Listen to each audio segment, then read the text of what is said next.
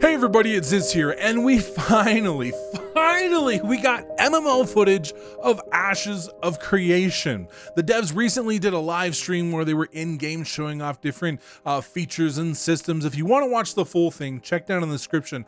I'll have a link to their stream there. And we're going to go over a bunch of the stuff I saw. Tons of juicy tidbits like gathering, mounts and flying, questing, the mayor system, combat, merchants, nodes leveling, node building, dwarfs, fishing, PvP in a caravan, dungeon, a dragon, and a whole bunch of other cool little things I saw. So we're gonna go over all that. It's gonna be a good time. Now, before we jump in, there's two things we gotta talk about. First is when can we actually get in and play? When does alpha start? Well, Stephen Sharif just sent out a letter talking about their plans moving forward. I'll put it up here so you can read that part of the email, but basically they said sometime they want in fall to get anyone who has Alpha 1 access into the game. Now, they're going to do it smart. They're not just going to throw everybody in all at once because that would make a mess of things.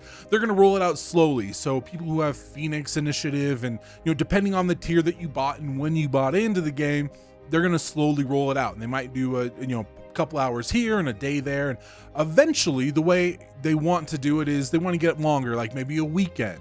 Now, with everything that's going on in the world and game development is crazy in and of itself, the way I'm thinking of it is hopefully by the end of this year, right? Sometime by the end of this year, we should have Alpha 1 where anybody with an Alpha 1 package can get in and play a substantial amount. That doesn't mean 24/7, but maybe over a weekend or maybe a week at a time. So that's the way I'm thinking about it, is by the end of the year, I should be able to play a good chunk of the game. So as we go through the rest of this video, remember that this is early alpha. That means stuff will change. Now, that doesn't mean you should automatically assume it will change. If I say that animation doesn't look good, you can't automatically assume, well, of course it's going to get better. There's no point in mentioning it, because we've all played games that launched with problems and bugs and imbalances and all that sort of stuff. So it is important to point out things we don't like, but it's also equally important to point out things that we do like. We say, hey devs, we like that thing. Please don't change it before launch. So as we go through this, understand that some of this is placeholder, like the UI. Some of it will change, but we don't know what will change. So I'm going to point out everything that I like and I don't like, and hopefully what changes and doesn't change. But remember, this isn't like a preview for a game that's launching tomorrow or next month or even maybe next year. We don't know yet. First is the gathering. Now, of course, almost every MMO has gathering, but a couple cool things that I noticed in this. One is that they have gathering in at a pretty early state, which is nice. They're not just waiting until the last minute and saying, okay, gatherers and crafters, who cares, we'll throw it in later. They're putting it in pretty early, and we'll see why in just a few minutes, but it's nice to see it early. Also, there is some form, and we don't know because we didn't get to play, but some way that multiple people can interact with the same node at the same time. There was some stone they were gathering and some wood where two people were working on the same piece at the same time. Now, hopefully that means you can maybe within your group or within teams or maybe just people who are friendly, because it's not fun trying to fight over every single resource, right? So it's cool to be able to help. Maybe, hopefully they might have some giant resources that would take one person a long time to work on, but maybe with multiple people or a whole group, you can get a ton of resources from this like giant node. That's not in the game yet, but it's a cool idea that maybe we might see. Also, there's mounts and flying. Now, we've seen this in the BR with a little bit of flying and gliding and stuff, but now we actually get to see how it works in game. Now, remember, everybody can't just fly whenever they want, right? You have to be like a king or the mayor, of a city. So there's only probably going to be maybe like a dozen or two people on the entire server that can just jump in the air and start flying. But you can see they're up on this hill, and when they jump off, most people, if they had a mount, would be able to glide. Now, if you didn't, you can just run down like a normal MMO, but if you have a mount that glides, you could glide down the hill, which is also really cool. And so, of course, they're going to continue making that system better, but it's nice to see already in-game they're thinking of how it will interact. That's one problem with World of Warcraft and its flying, is they make the whole world where you have to run around on foot, and it takes a long time and it's kind of nice and immersive, and then eventually they add flying and you just fly over everything and it's kind of boring and it makes the game less interesting. It's nice from the beginning they're thinking of that, right? They have this quest up on a hill where someone could glide down. When you're flying and when you either summon your flying mount or when you land and you dismount, the flying mount will fly in for you to ride, or it'll fly off when you get off, right? And so that's just kind of a cool, interesting little thing. Also some horses, we saw that a little bit in the BR as well. Nice majestic beasts. One thing I think that's really important to point out, and this was asked during the live stream, is are these pay to win? Can I just at level 1 buy a flying mount and start flying around and trivialize everything? And this is one of those cool things that I want to point out as we go through here, that even now, almost 3 years after the Kickstarter, Stephen Shreve is still very much on the no pay to win train. And I'll just play for you what he said during the stream. Yeah, you must earn the base mount before you can apply skins in the game. So nothing in Ashes of Creation is pay to win or pay to convenience. And that is a staple we have held true since the beginning and will continue to do just so graphical until the very bitter end. Now, the way this works is in game, you have to earn your mount. We don't know how that works yet. Maybe it's a certain level, you get to level 20, maybe it's a quest you have to do. Maybe you have to just buy your mount with in-game gold. Whatever the mechanism is, you have to earn your mount in game, and then whatever skin you purchase just goes on top of it. So it doesn't change the stats or anything, just the look, just the cosmetic of it, but you already had to earn it in game. And that's the way we knew it was supposed to work. Even from the beginning, that's what they said. But it's really nice after 3 years that Stephen Shreve, the owner and founder, is still very much 100% on board with that, right? There was no kind of wordsmithing and him and hawing around. It was still very much a point of emphasis that that's the way it's going to be. And that's maybe the most important thing out of this entire video, is that it still very much seems like there's going to be absolutely no pay to win. Next up, we got to take a look at the questing system. It's pretty standard stuff, but I mean, questing is basically the same in most games, where you run up to NPC and you say, hey, what do you need? And they say, go kill this or collect that. The quest tracker, it pops over to the side and you can open it and close it. Or when you go to a new place, let's say you go to like the public dungeon, you never had a quest there to begin with, but it automatically gives you a quest. It pops out for a second, shows you the quest, and then after like 5 seconds, it goes away. The interface looks nice and there's multiple different dialogue options. One thing I'd like to see, which I don't know if they're going to add, is public quests. I'm talking about specifically like Guild Wars 2 or Warhammer Online, those really focused, concentrated areas that have some sort of event going on that is just for that event and just that quest. Now, there are a lot of other things, like the entire node building system, you could say, is like a giant public quest, but we'll see how that plays out. But we did get a look at some of the quests in game. There was multiple spread out all over, so not super in depth at this point, but they've already got some basic questing systems in game and working. Next up is the mayor system, and there's a ton of stuff that we got to see here. Now, it's still very early, the UI, a lot of this UI stuff, as Steven said in the live stream, is what he called a programmer UI, right? So the person who's actually coding how it works says, okay, we need something in game to visualize this, but maybe they're not the most artistic people, right? They're not the artists, they're the programmers. And so they're like, okay, here's a box and I'll put a color behind it and that's good enough, right? They're not the people though who are super talented and smart, like Bacon, right? Who it was an artist, you know. I'm not an artist, but these people are artists who make stuff look good and feel good and all that sort of stuff. So as we look at these UIs, don't freak out about, oh, that UI is ugly or I don't like the way this works, because all that stuff should change.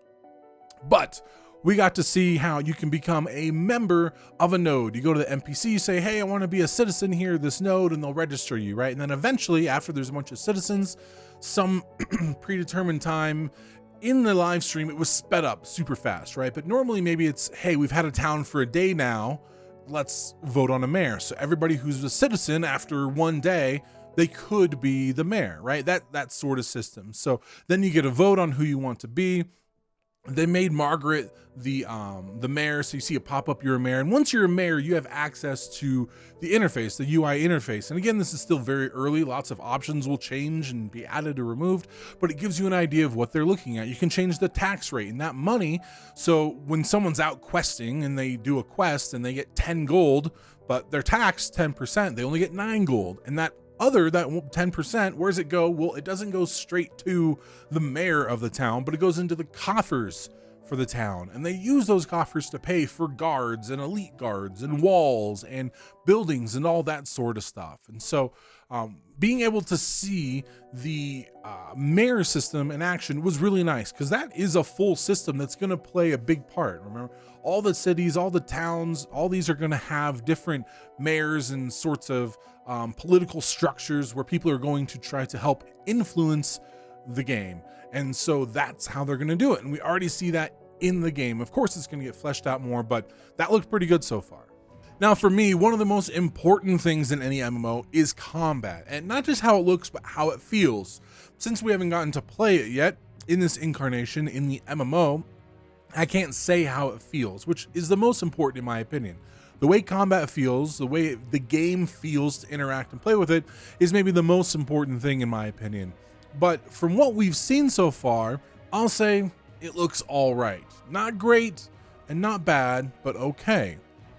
It looks pretty basic in the sense that a lot of times people are standing around. There's not a lot of mob mechanics yet. Didn't seem like there's a lot of action, moving, dodging, blocking, actiony sort of elements that we've seen in other games so far. Now, does that mean it's never going to come? No, it could. This is, again, an early iteration. One thing I did notice is that on a couple different occasions, different characters, while they were attacking, it looks like their character was physically moved forward. You can see it when Margaret does it here, and there's one with Jeff. And so it's hard to tell, is that innately built into the animation where you're forced to move forward unless you're directly in front of someone with collision? Is it just specific abilities? Was the person just holding the arrow key and moving forward?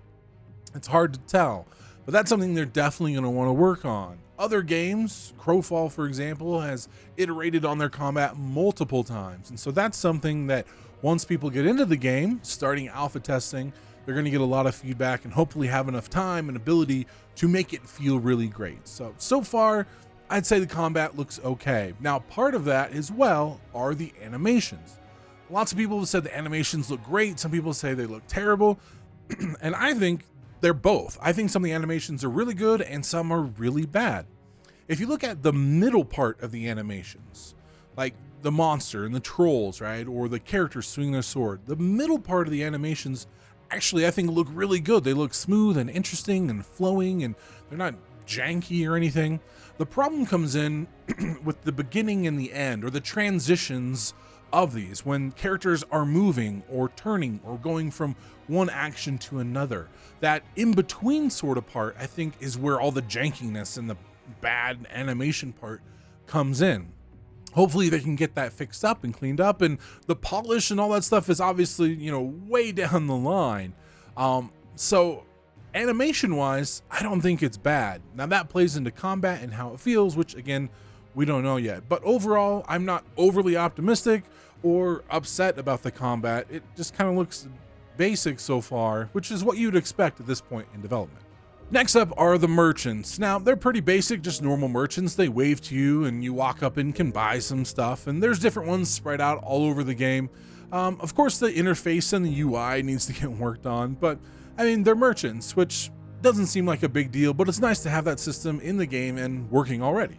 Now, one of the best systems we got to see was an actual node leveling up and progressing from a level 1 to a 2 to a level 3. Now, of course, this wasn't perfect, right? There's some what Jeff called a little, magic behind the scenes, where normally this would be like a really long process, right? You're going to get a bunch of actual players in the area. They're going to do a lot of quests, and over time, they're going to build up resources and experience to slowly level it up. But they can't really do that in a 2-hour live stream, so they did a little trickery where they had a mob off to the side that gave like a bajillion experience. So instead of it being a long process, which we'll normally see, it kind of did it instantly like that. Also, the animations between level 1 to level 2 and level 2 to level 3, that sort of slowly building up progress that you would like to see, we don't have that yet. It just kind of instantaneously went from one to the other, just boom, popped in, right? But it was nice to see in an actual game environment with people playing, right? Even VPNing from different places, and there was probably about a dozen different people in the game. They're able to do that actually in the game, not just the video, but in the MMO, we got to see it level up. And they looked really nice. They looked organic, and they felt like an encampment would be, right? It wasn't just boring and square blocked off stuff. Another thing that I found was really interesting was the fact that when it leveled up, there was the question, what happens like if you're in the middle of a spot where a building pops up? What, does it kill you? Like the witch, it comes down and falls on your head. So they showed that. They actually had Margaret stand in a spot where they knew there was a building.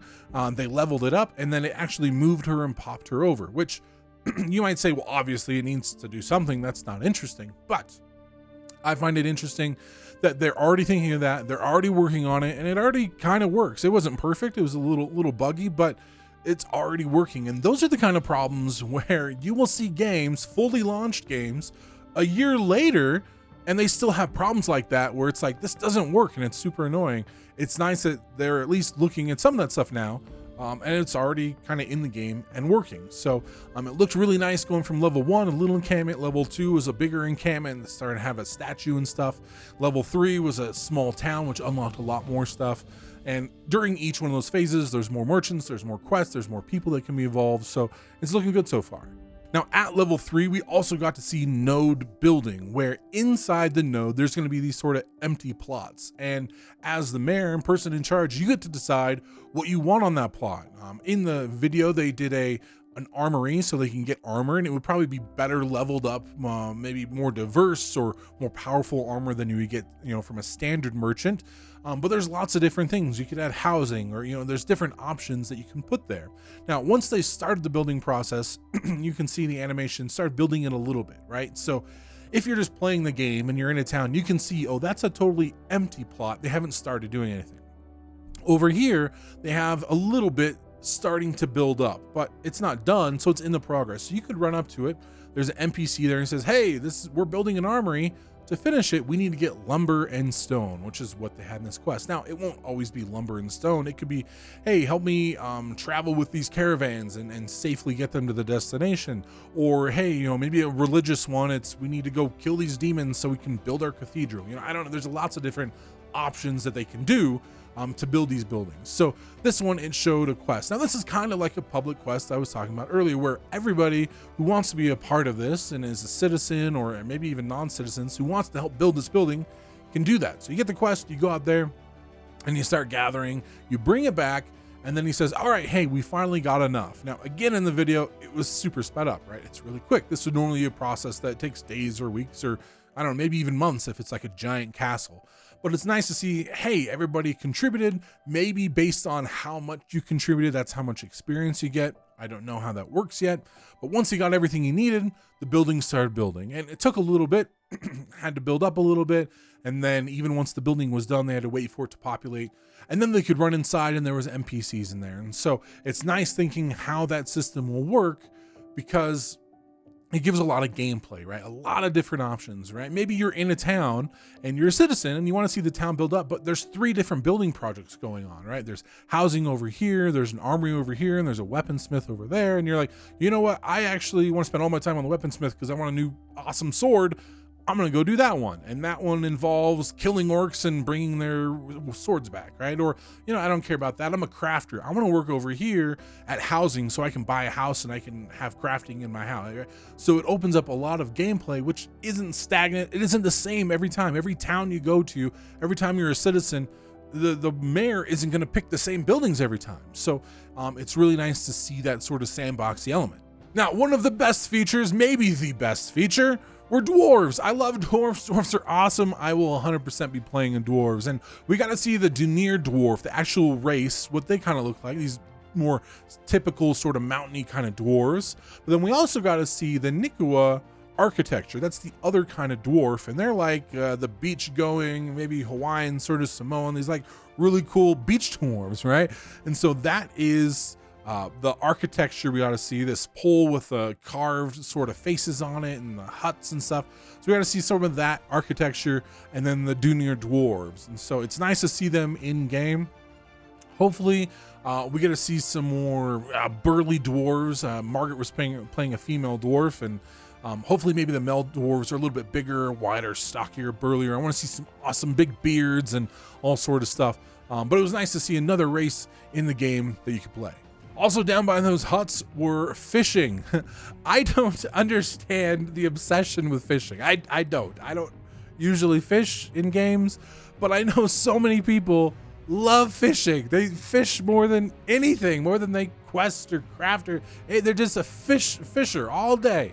And they already have fishing in the game. And so it's not super advanced. They're going to add more features eventually when they add boats. You can go out in the ocean. Steven said there's some fish you can only catch when you are on a boat, right? So maybe it's like deep sea marlin or something. You have to be on a boat. You're not going to catch that when you're just like close to the shore, right? But another little system there that I think is nice. They're already adding in fishing. It looks like it works pretty simple, basic, not anything, but they can always add to that and change stuff. So if you're really into fishing, if you are a super fisherman and you love the system, give a bunch of feedback about what you would like to see. They might be able to incorporate it.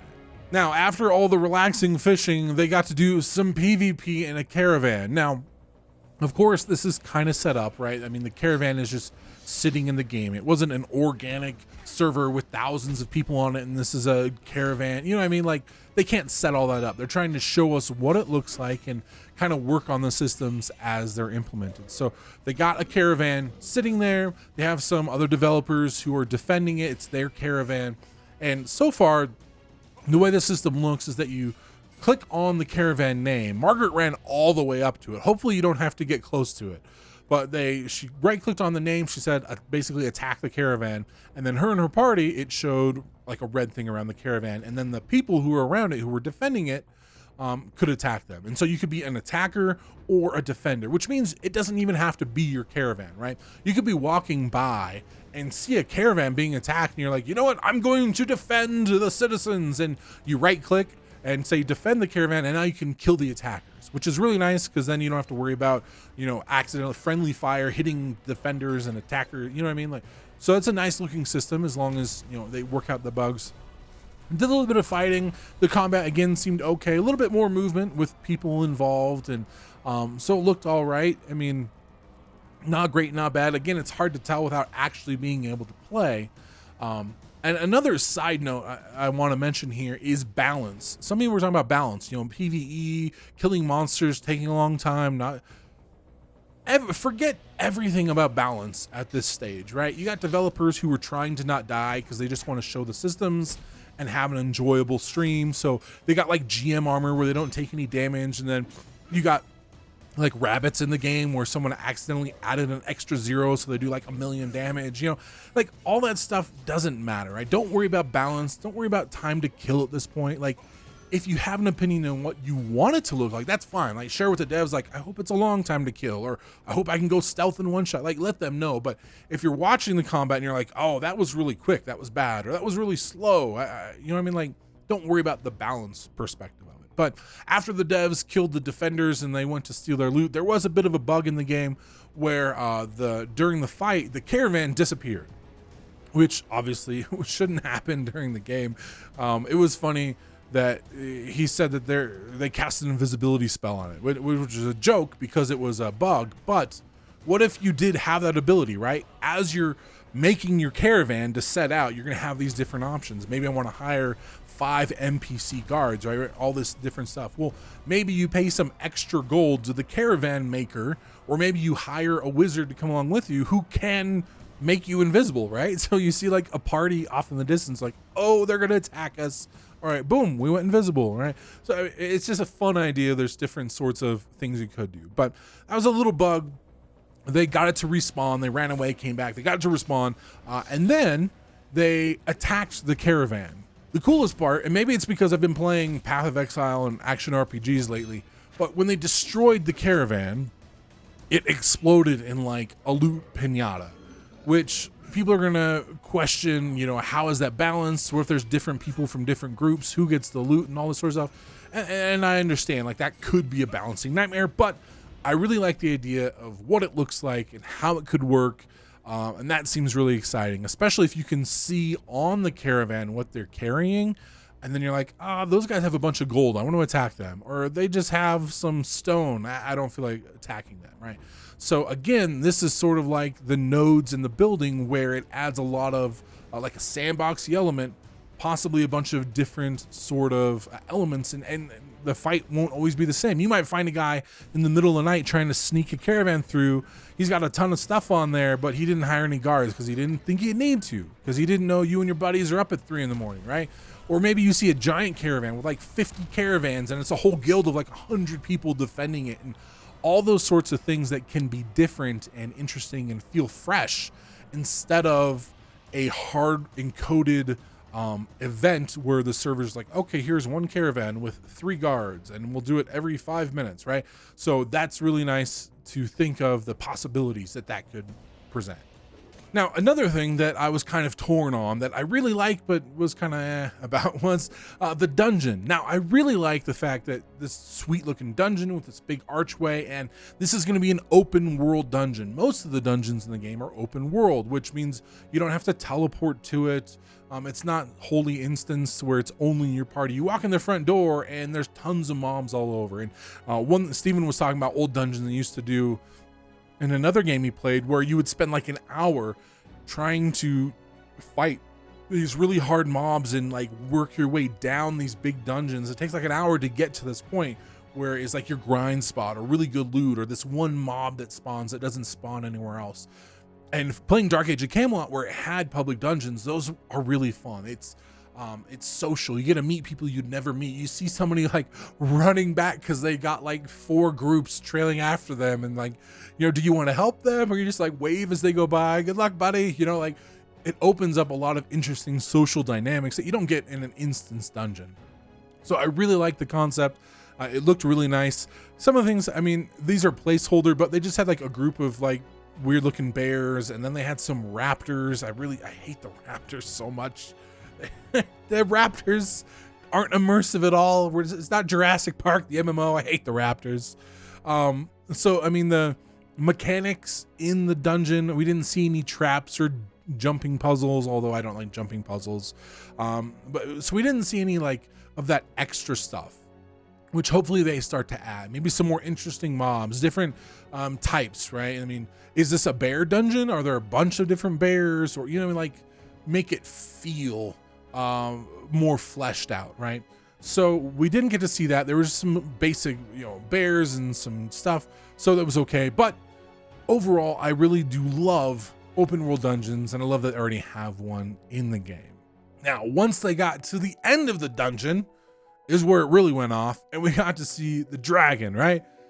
Dragon, really cool. I liked, it looked like there was a portal they went in to get to the dragon. So I don't know if maybe that's its own instance thing, where maybe it's still public, anybody can go in there, but it's kind of separate. That way you don't have people like running in and out and like training mobs, and maybe that's to help with that sort of stuff.